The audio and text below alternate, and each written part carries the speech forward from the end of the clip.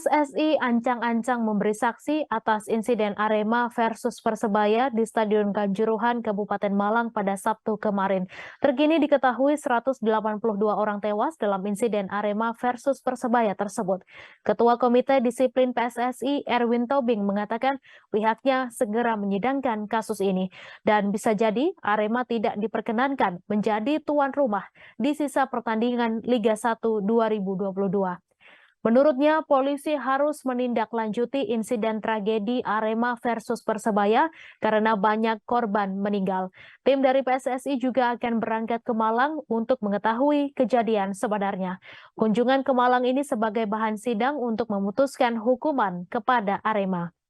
Sementara itu diketahui warga mencari anggota keluarganya di Rumah Sakit Wafa Husada Kepanjen, Kabupaten Malang pada Minggu 2 Oktober hari ini.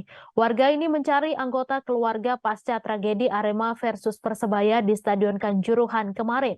Salah satunya bernama Pur yang datang ke rumah sakit untuk mencari keponakannya. Keponakannya adalah mahasiswa IKIP Budi Utomo Malang.